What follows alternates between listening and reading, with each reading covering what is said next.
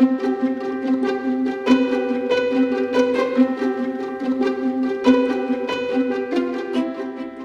in this video we're going to look at user testing tools, and in particular this thing called InVision. Now InVision is an online tool, whereas like some of the other things like Photoshop and Sketch and user experience designer is an app you download and use on your computer. This thing here is an online one, or a SaaS product.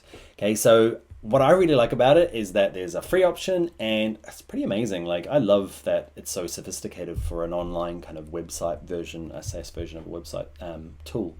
Now, you sign up for it, you log in, and what we've done is in Photoshop, and we've kind of created these three flats. Now, if you've never done Photoshop for web design before, go off and do a course. You could use mine or somebody else's for building, website-based or app-based using Photoshop, because there's some really cool stuff you can do to make your life easier. Now, in this case, there's three artboards, and they're just flat. The big thing to notice is that you can see here's my three groups, where they're actually just flats. They don't do anything. So I've exported them as PNGs. You can see them here. There's 1, 2, and 3. And they don't do anything. So what we need to do is add interactivity. And you're going to have to do this if you're going to be using Illustrator or InDesign or Photoshop, because they produce kind of flat graphics at the end. Now we need to add some interactivity.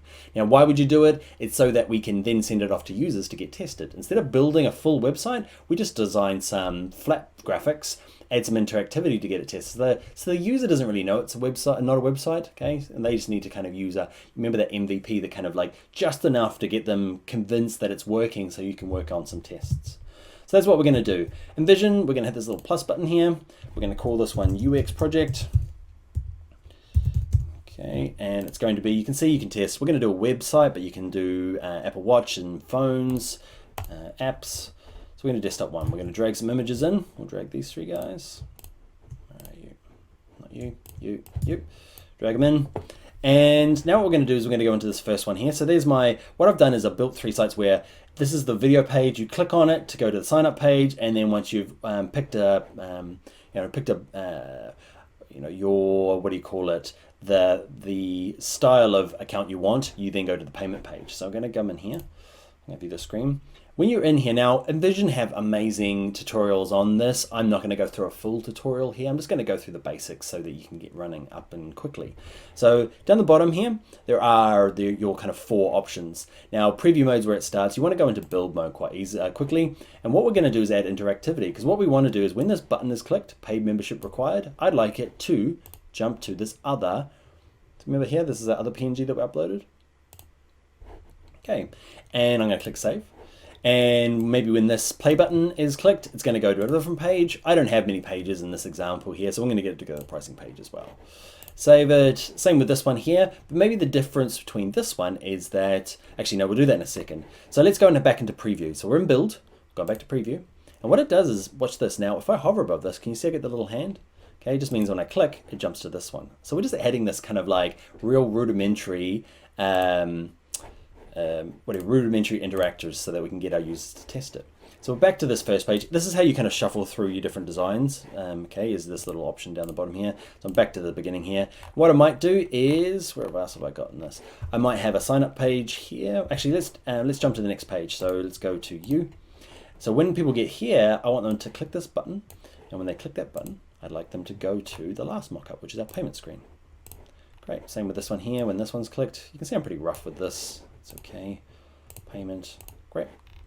So let's go to preview now. So what's going to happen is, actually I'm going to go and preview this first page. So they get here, they click on the paid subscriptions required. They get to here, then they pick annual or monthly. They click on join. Okay, and then they get to my payment page. Okay, and it's just a way of adding interactivity to flats. And where it gets, a little bit more sophisticated is you can fake it quite well. Like, watch this. I can go up here and say, actually, this is it's on my nav that I've faked up the top here. So what I want to do is I want to do the same thing. I want it to go to my pricing page, but I want to say I want to include it in a template. So I can create a template here. I'm going to create a new one, and this one's going to be called my UX project template. Can't spell project. There you go. Click save, and it goes green. Then what you can do is you've got this template and you've got to go through all the pages and apply it. Now this is the weird bit, is you go to this page, you say I would like the same template applied to it. You see the green button there, and I go to this one and I want to apply the template to this as well. Okay, so it just means that And when I start adding things, say it's this courses page. Okay, I'd like this to go back to my first page of the video. Okay, I want to include it in my hotspot, in my template, the UX project, click OK, and it means it's going to be on all of these flats now. Okay, you can see him there, and he's on this last one as well. Okay, so it means let's go to preview now, let's check it out. So I can go back to courses, then go to the sign up page. Okay, I can click on this to go to my payment page. You're adding this lovely bit of interactivity. Now let's go into a tiny bit more detail, only because I think it's so awesome. You can have a fixed header. You can decide where this fixed header is. Can you see I can decide this line on the side here? What it means is if I go back to preview now, can you see, watch this? Can you see it slides up underneath? Whereas before it was sliding all the way up. If you didn't see it before, if I turn fixed header off and go back to preview, can you see the courses disappear? It's really common now to have a fixed heading. So you can do this in just in this quick little mock-up here, fixed heading. You can have a fixed footer as well. All right. Okay, so you've added some basic interactivity. Now what you want to do is often share it. Now we're going to go through more official user testing ways in a second, but let's just look at the basics here. Click on share. The really nice thing about it, you can just send somebody a URL. Watch this, I can just copy that and I can just send it to people. Okay, in an email, and they open it up, and this is what they get. Okay, they get to see this user experience built into a website. Okay, and it's nice and clean without all the junk. And what happens is they can start working with it. They can go to the sign up page and click on this and start working through it. So if you're working internally with teams and you don't have to really present it as a site, you're kind of just showing people where you're at. They can use this quite easily using that sharing function. I'm going to go back to this. You can share by email. I can send an SMS. Maybe if it's a mobile version, you want to SMS it out the link, or you can download it, embed it on your own site if you really want to take control of the hosting of it. Okay, so sharing is cool. There's some options down here, like the history. This will go through if you've made updates to it. Because what you can do is you can download a plugin for Photoshop. So when you update the Photoshop file, it actually connects in here and updates the graphics in this. And this can be quite cool as well. And what will happen is you'll end up with this version control. Another nice thing is live share. So if you are, say, going to do a Skype call between you and a couple of the stakeholders, instead of sending them off a link and you're all trying to do it together, just go to live share. It's like a share screen. Okay, share my screen. Watch this, click OK. And it means that I can now call everybody in Skype, share my screen. Actually, no, you can call everybody within this app here. So you can send a link and they arrive here. And there's some cool tools. Watch this. I can go through and point to stuff and they will see your mouse with the U next to it. And the other people in the team, you'll be able to see where they're waving their mouse. Okay, and you can all be talking about it. You can start drawing on it as well. Okay, you can say, actually, we need to call this something else. So we're just going to call it paid subscription, not this. This is what I'm talking about, Dave. Okay, why is this red? It should be green. Okay, you can add type boxes and you can add comments. And at the end of it, you can save this thing, which is quite handy as well.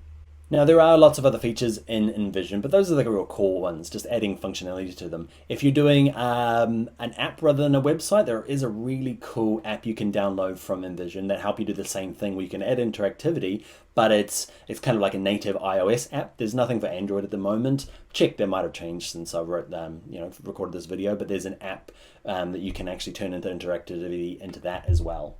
Okay, so that's InVision, and that's one of the kind of like, especially one of my kind of key tools when I'm doing a user testing before I go off and make the thing.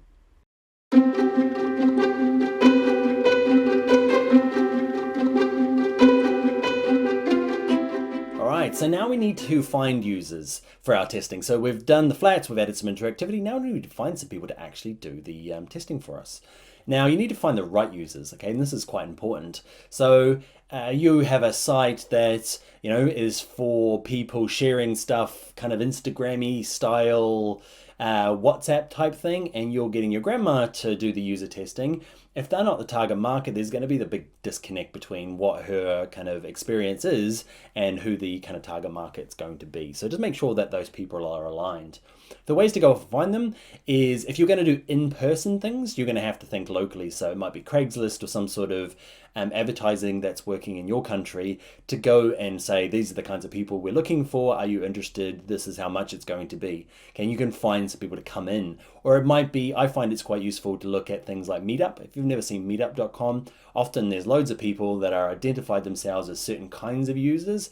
And often if you talk to the person who owns or runs that meetup, you can say, hey, I'm looking for people to come and help. There's a a payment or some sort of gift that you can give them, or maybe it's a kind of a really passionate group and they'll be willing to help out for free. Okay, and you just want to find some people that you can meet up with and do some over-the-shoulder testing. We're going to talk about what to do in the testing later on, but now we're looking at how to find them. So it might be advertising. In terms of what I tend to do the most of is I wish I could do a lot more, and over the shoulder in-person testing. But what I do is a lot of online testing, and probably the most useful is this thing called usertesting.com. There's a few other alternatives for it, but this one here I really like, and the service is brilliant. You pay about $50 per user, and you can you can say what kind of user you want, age group, you can kind of get it down to a reasonable equivalent of who might be using your site. And what happens is you set out a bunch of questions, okay, and what they do is they kind of automate the service. And I'll show you the kinds of thing like you get back. So you signed up, okay, here's the kind of thing you're going to get back. This is what you're going to get for your 40 or 50 US dollars. I've asked the questions and they're going to respond to them. So watch this. Let's listen to a little bit. We won't go too far through it because it's a long video. It's about 12 minutes. Imagine yourself in this scenario. You're interested in learning more about web design. Sounds interesting. You'll be shown a web page for 5 seconds and answer 3 questions. Do not go to task 2 until you answer these questions. Courses for visual people. Alright. Answer the questions out loud. What do you remember? Something about visual people. What can you do on this site? It looks like you can learn how to do graphic things. I'm not exactly sure. Okay, so we're not going to go through it all, but you can decide on the questions that get asked, the different things. There's quite a few little types of tests and things you can do for users, and it's brilliant for getting feedback. I find it's quite hard as the designer to get kind of feedback. It's a little awkward at the beginning, but you'll get past that. Okay, where you can go off and just set tasks. You can do things like, I would like you to go through and book a Photoshop course and go all the way through until the end, but don't put your credit card in, or at least don't put the submit button in. And they'll go and do it. They'll go through, and then you can watch and see, do they get lost? Do they find out where they're going? Are your assumptions of putting that there working out? Calling it that, did that make sense to people? Was it really clear what I meant? Okay, so you can ask as many or as little questions as you need. And the cool thing about it is you can go make little iterations and go back. It can cost, I feel like the $50 per user is, it's fine for any sort of level. If you're going to spend any money on a UX designer or be charging as a UX designer, you need to make sure that this is part of your budget, because this types of stuff is the real good, is the feedback loop on your project, so you can go through and change things and design things and try and get them really streamlined. So that's user testing. You can just go off and buy them. Another good way to go off and do it, and I use this quite a bit, is something called Fiverr. So Fiverr 2Rs.com is what you can get done for $5 US. Now, from $5 up. So what you can do and go in here, and there is people that do user testing. And what I find is quite useful. So user testing, they will go off and give you feedback and videos and stuff, and it can be a lot cheaper. Okay. I like the service from usertesting.com, but say you're on a super budget, is go check out these ones here. Now, these are kind of, I guess, people that are self-qualified as usability people. You might find some really good ones. What you're looking for is, can you see up here? These are the Green Pioneer is he's got 5 stars, so 80 reviews. Okay, so this, I love this review service here. So you can kind of know that, okay, people are using them, they're good. If they've got low numbers, you might not use them.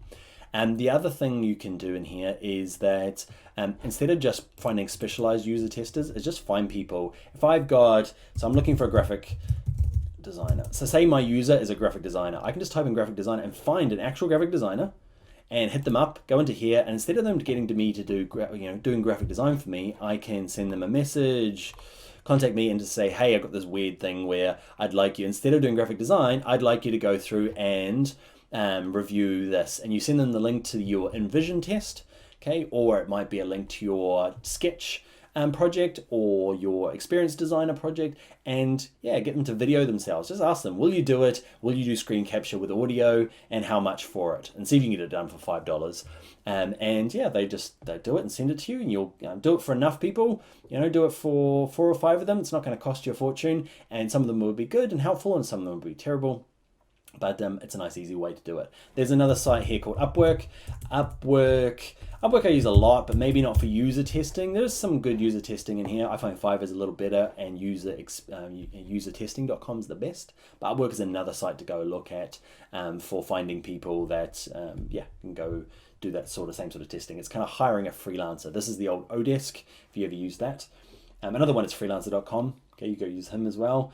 The next kind of useful one is finding existing users. So what I've got is I've got people that have done my courses before. I've got hundreds of people that have done my courses before, thousands. So I can go through to them and I've got all their contact details, and I can send a bulk email out and say, hey, I'm looking for a few people to help me out with user testing. You'll get a free login and password, or a free course, or a discount on course, or some sort of incentive. And the cool thing about that is that they are definitely in the right zone. So say you're doing this UX course, I might send you an email saying, hey, I've got this other course to do with UI design. Would you help me test it in terms of, the user testing in terms of the web pages? So you can find often existing users can be really good for user testing. The last one, and the kind of really tricksy one, and the one that has really good value, it's harder to set up, is using AdWords. So if you've used AdWords before, what you can do is, if I do a Google search for, let's do Adobe training, okay? Up here are paid ads.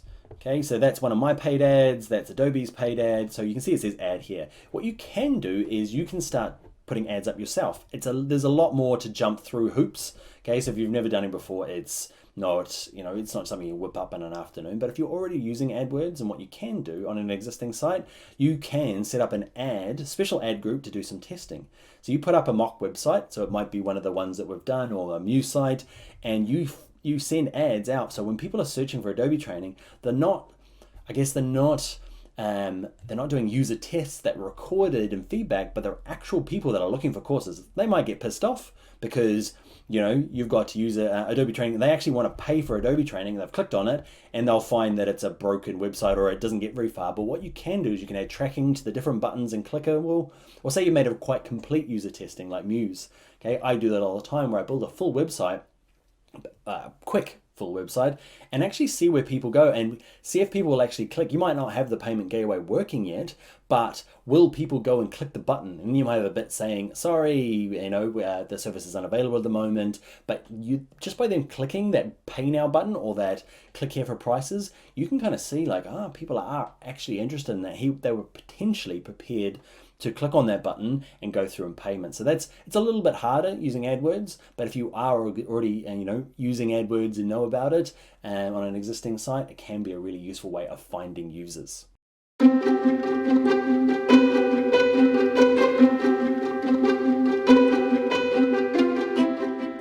Hi there, welcome to this video. We've arrived at the most important part of the whole thing. It's actually doing the testing. Okay, so this is where the user experience thing happens. Okay, so we've done our research, we have built our mockups, and now we need and we've found our test subjects. Now we're going to go do our testing. So we're going to talk about the different methods you can use. We're going to just skip lightly over the using kind of the digital online one, because there's two ways of doing it. There is doing it online or doing kind of in-person stuff. Now the online stuff is where we talked about usertesting.com, or there's some other alternatives like InVision app has stuff built into it as well, and there's another one called usabilla.com. Go check that out. But that is literally sending them a mock-up and then sending you videos back. So we've kind of covered that. So let's talk about the other methods, and probably let's start with the most important, and that is observational testing. Okay, also known as interview testing. It just means in-person stuff where we actually sit down together and work with our users to see what they're doing. So here is our happy two little our tester and our testee. Okay, smiling, looking good, using laptop.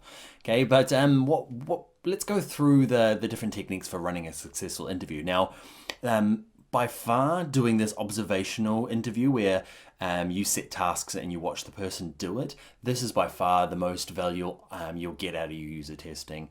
It's the best I've ever got. Okay, the online stuff is cool and they send you stuff and you can watch the videos, but really a lot of extra stuff comes out of this kind of interview stuff. It takes more time, it costs more, and there's a lot more work involved, but you do get a lot more benefits out of it. Now, the first thing you need to do is make sure that it's a test of tasks and not of opinions. So what you're going to do is you're going to write down some tasks on a piece of paper and hand it to your test subject. Okay, you don't want to start talking to them and give it to them that way, because often you turn it into a bit of a sales pitch. I know I try and do it, I try not to, but it's really hard not to. So what you do is you draft out your tasks beforehand so it's very clear and you've got really, I guess, a nice kind of control across different people that you're testing, and you're less likely to turn it into a sales pitch and trying to convince them that what you're doing is, trying to convince them of what they should be doing. So tasks, not opinions. So when you're doing things like a task example would be book an intro course for photography. That's a task. In terms of opinion, you don't want to be asking questions like, would you pay for this? Okay, because although that's, like what's going to happen is they're going to tell you what you want to hear. What you want to be doing is actually watching them use the site. Okay, give them tasks to do, but don't ask them what they might do or might not like. Okay, because that sort of stuff, what people won't be honest. Okay, what you want to see is actually set a task, hand them the bit of paper and say, go do this, and then watch them. Okay, it's amazing the non-verbal stuff you get from them by watching them. Okay, so you set them a task, you say, I want you to book a photography course, and they go off and try and click and scroll and find, and it's those kind of things that they might not tell you, okay, or be able to communicate when they're voicing over, like say some of the digital ones, that is the real kind of benefits for these interview questions. When you are writing down your tasks, make sure you don't use kind of terms that are on the site. So in an old kind of site that I used to build, well, my New Zealand site, one of the first ones is I named the topics, what do they call them? Instead of calling it intro, I call them jumpstart, and the advanced stuff I call masterclass, just to be, I don't know, just to be fancy with it really. And what I do with my tasks is I'd say to them, go and book Photoshop Jumpstart, and then go and do it really easily. Okay, so because I gave them the language and accidentally, I didn't really think about it. But what happens is they go off and they find something called Jumpstart and they book it. And if somebody said to me, why aren't people booking the intro courses? You're like, well, the user testing said it was fine. It's because I kind of led them into it. I told them what to go book. So instead of saying go pick the Jumpstart, I'd say go and pick a course, a Photoshop course that's at your current level. Okay, so I'm not giving them kind of like hints of what I want them to do. I just want to kind of give them a general sense or a general task, but without using too much of the language. Because if you use the actual language, they'll find that pretty easily and kind of makes the test pretty useless. Now list out all your tasks on a separate bit of paper and when you hand it to them, that way that if you've got a user that's really slow, okay, and it happens, some of them are going to be really fast, some of them are really slow, and you just don't have time to get through all 20 questions, you don't want to feel like that, like you don't want to, like, if they can see 20 questions and you know you've booked them in for an hour and they're only at question 2, they're going to start stressing about, oh, I'm slow. And so what you want to do is just have them separate, keep them away from them, and just give them a new task. And when they're finished it, move on to the next one. Some people are going to get through them all. Some people are only going to get through half of them.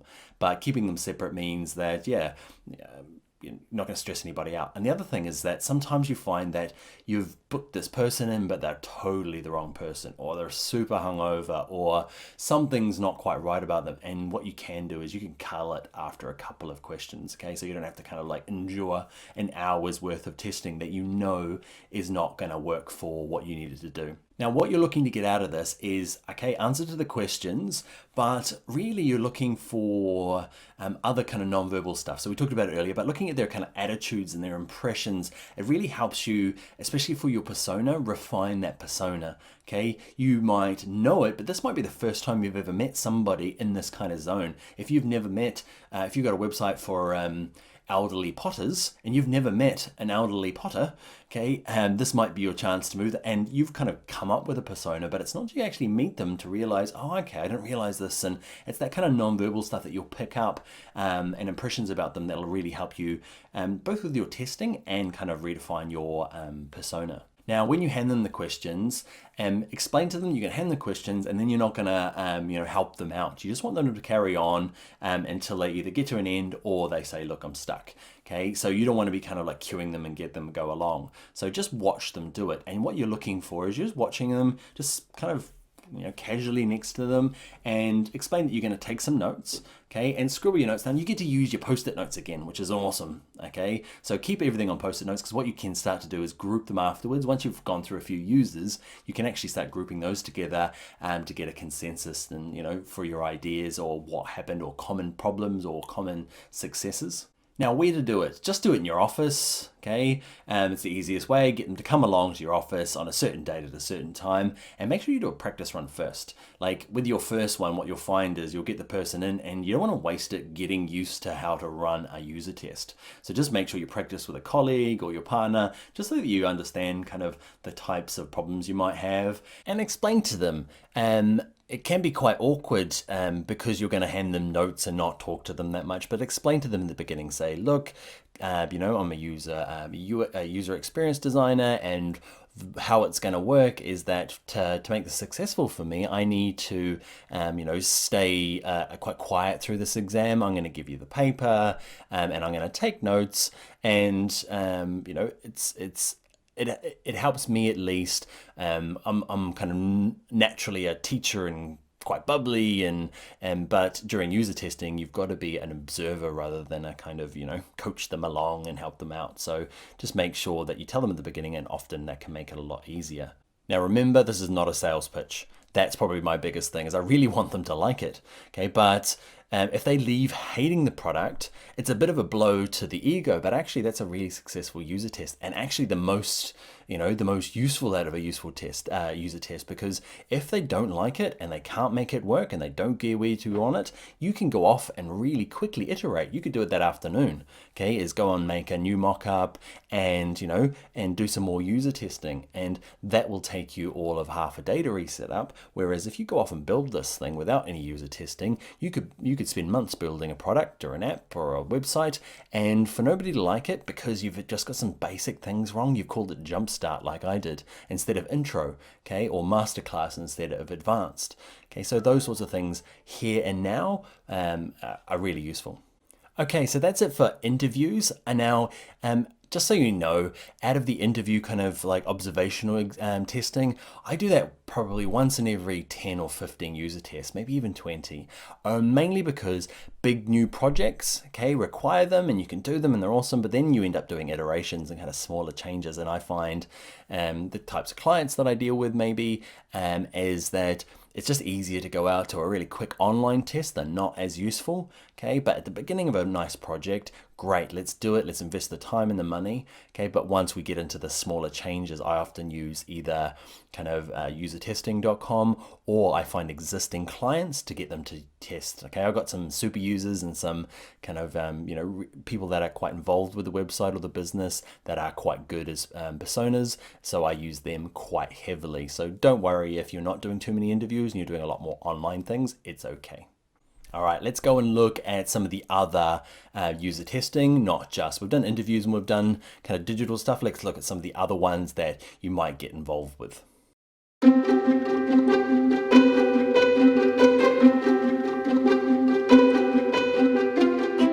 All right, so let's talk about some of the other testing methods. Now, the first one is ethnographic testing. Think of it as in-context testing. Just means that there's no point getting somebody in to do some user testing of your app in your office if it's a mapping app or some sort of rock climbing app or something. So you probably need to do some kind of like ethnographic testing, okay, in context. So you have to kind of meet them where they're going to be using it. It might be at their home, okay, it might be in your office, okay, but you might have to look at your particular case, and you might have to be using it, in a special place. Another one you can do is eye tracking, okay, and it's out of the scope of a lot of people in UX, okay, where you can buy stuff online, okay, with their actual glasses that actually have cameras pointing and tracking where people are looking on the screen, okay. I've never been involved with a test where we've been able to afford the glasses. You can rent them. Nobody's renting them in New Zealand or Ireland where I'm working. In the US, you might be able to find places that'll lease them to you or rent them to you so you can use them just for one-off type things. But yeah, the one things that are kind of similar is something where it's mouse tracking. Now, mouse tracking it's correlated to where they're looking, but it's not the same. Okay, but it's really cheap, often free. The Clicktail, we looked at it earlier, they did that scrolling heat map. Okay, have a little look at this screenshot. And what you'll see is, can you see all the kind of colored maps? It shows you where people are moving their mouse. And often it's correlated to where they're looking. Okay, so it's really interesting to see where they're going, which buttons they're clicking. You might have different navigation going to different parts, and you want them to go to here, but they're clicking on this other button. Okay, and it's really interesting to see those sorts of heat maps. They're just a bit of code that goes on the page. You might need a developer to help you. If you know a little bit of design, kind of web stuff, it's quite easy to do. And things like Clicktail have a free trial to kind of get going. And yeah, reasonably priced compared to the eye testing. Another one is called a heuristic test. Now, think of it just, it's an expert test, okay? Nobody uses the word heuristic. It's just what's listed as one of the testing methods, but it's really just asking other UX experts what they think. Okay, and we looked at it earlier with Fiverr. How qualified are they as UX experts? You're just trying to find people in your field. You can find loads of people in your area doing your stuff. There are so many conferences now and meetups, and if you want to get involved, do those types of things. You'll meet other people, and then you can send it off to them. Do the same favor for them, okay, and do some sharing. It's not the same as user testing, but often, if you're experienced, you can, once you've got a bit of experience, you know what works, what doesn't, and you can add some value to other people's projects that are quite new. And as part of this training here, I'd love to see some of your projects, okay? If you've got some InVision stuff, send me a link, okay? Check out the website, there is contact details there. I'd love to see what you're up to, and I'll totally give you my opinion, okay, about your testing and what you can do and what you could, I can help you with. I'd love to do that for you. Now, the other one that's quite specialized is a diary.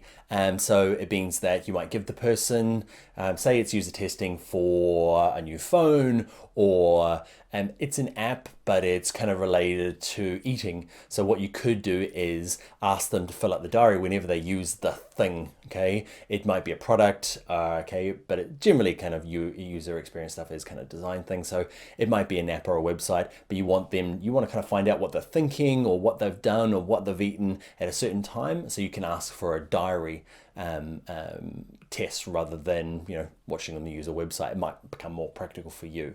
Okay, so that's a diary test.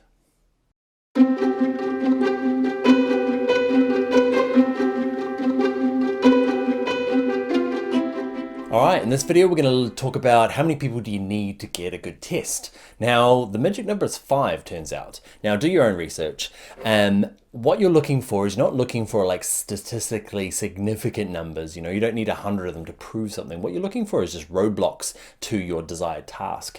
It's better to sit down with 5 people, or get a couple of online tests done and figure out, because quite often there's lots of metrics online. You can check out other websites for their kind of how they get this number, but 90% of all problems are found within those first 5 people, or the first couple at least. Okay, so you don't need to keep going out just to really prove that there are really a block, because you as a user, as a UX designer, you're just looking for the major blocks and try to tidy them up, do another set of use. It's better, if you've got budget for loads of testing, do lots of little small groups and go back and reiterate rather than try and get, a huge big test. So 5 is the magic number. Do your own research though, just to make sure, for what you are specifically doing, but you don't need many at all.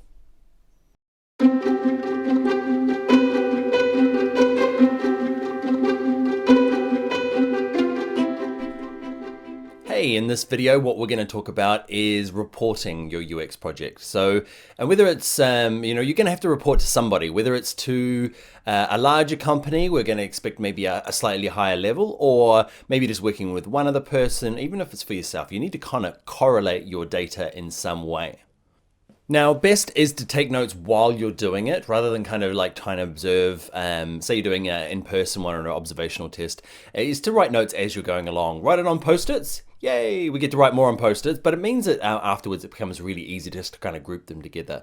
So say if you are going to do a really kind of ad hoc, kind of rough presentation to the gang right after the user testings, you can start putting some of the Post-its together that are quite similar, okay, and it makes it really easy to kind of group them and and deliver those without having to go off and rewrite it and retype it and add a bit of extra work that might not be necessary. Now, on the Post-it notes, you'll be writing things like maybe questions they had, okay, or just quotes things they might have said that might be useful to the team. You'd be tracking things like how many clicks it took to get to that task, okay, and where they ended up instead of. Okay, maybe they went somewhere else instead of, and yeah, just kind of like language that they use when they were kind of talking or verbalizing some of the problems or yeah, things they liked. Now, it's really important with the reporting not to turn it into something that's maybe bigger than it needs to be. A really good idea is just to schedule in a meeting right after your user profiles are in.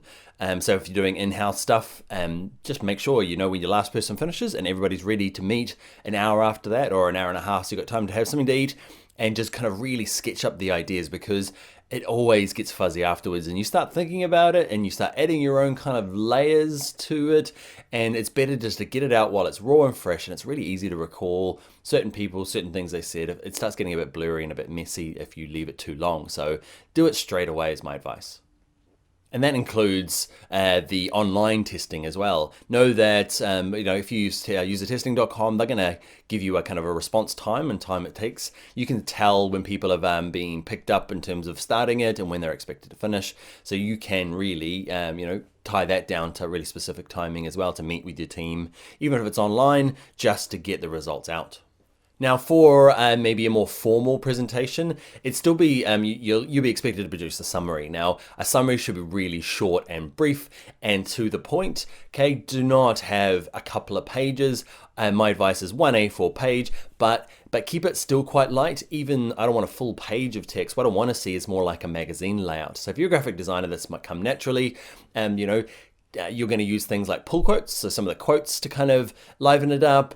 Add some of the questions that they might have asked in kind of larger, bolder type, photographs or screenshots with highlighted areas of the problems they might have been having, and just keep it to a brief summary. Like, it will depend on your project, but the best ones are ones that people are actually going to read. So 200 words is fine. If you start getting to the kind of 1,000 words and 2,000 words, it gets to a point where people are going to grab it, they're going to say great, and they're never going to read it. So you want it to be more like a magazine, rather than a textbook. Okay, you want people to pick up, grab bits out of it, and be able to refer to it quite regularly. Now, what you should also do is print it off as a poster as well, tape it together and stick it up places. And you can always refine this. This is not, make sure the expectations are set by everybody, that the summary is not going to be this leather bound thing. It's going to be a quick, rough understanding of the project, and then you're going to go around and iterate. Remember, it's all about the MVP, the minimum viable product, and that includes the testing as well. Just getting enough done to get step forward, and then go back and test, and then step forward again. You might end up with 5 or 6 summaries that kind of get closer and closer to the end, and they become super helpful. All right, let's go check out the next video.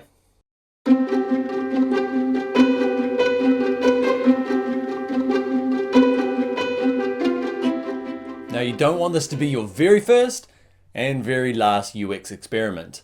And that can happen. It's so fashionable at the moment to write UX and say we're doing UX and be UXy, okay? And so many people are kind of not really investing the time and effort that kind of, gets the true value out of the user experience.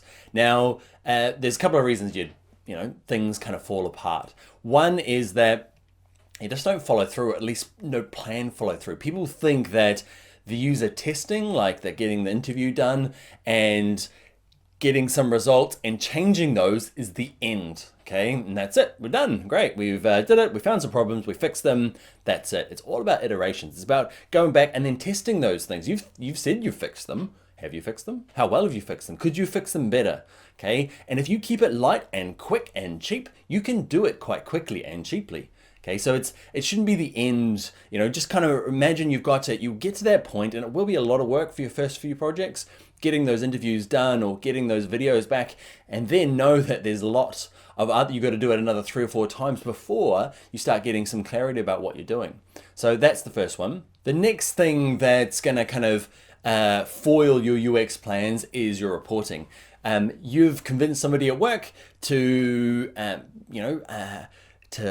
to embrace this UX for the next project. And you might have thought it went really well and you did all this stuff and it tested, but if you haven't reported that well to them, they're not going to see the value in it. They just saw it was more time, cost more money, and you got the same results. So you need to make sure that when you are doing it, you're keeping them clear in all the results, okay, just those summaries, but also some more business results. If you're dealing with the business owner or the CEO, what they're going to want to be is they want to hear numbers. Okay, and so what you want to be doing when you're doing testing is you're going to have to figure out some metrics to measure your UX by.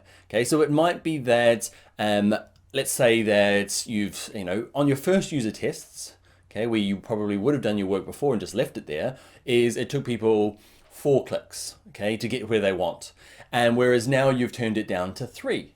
Okay, and you can extrapolate things, extrapolate data on that to say, okay, you might find out their abandonment rate. Okay, and find out after so many clicks, are people leaving? So you're keeping more people in that kind of, in that zone for buying. It might be that you have, say it's numbers on a website. One of my biggest metrics is numbers to the site. Okay, quality numbers to the site versus conversions. Okay, so my conversion rate is what I'm looking for. So you can, with user testing, quite easily work out before I started it and after I started it, is my conversion rate gone from 1% to 1.5%? Okay, and because then you can look at of those 1.5%, of that extra 0.5%, what do they cost? Okay, per person, and you can start doing some really nice some data with numbers, and that's what people want to see when it comes to when it comes to management and business owners. So be clear with your work. You've got to iterate, you've got to continue working. It's not just a once done and then I'm finished. And also make sure your reporting is nice and clear and with some details that people can follow along with. And know that even when you get to the stage where they say the product's launched or the app's out there, there's lots of other UX processes that we're going to go through, and we'll look at that next, okay? Because there's some other lovely stuff you can do to kind of help your project, not just to get started, but actually follow through to success.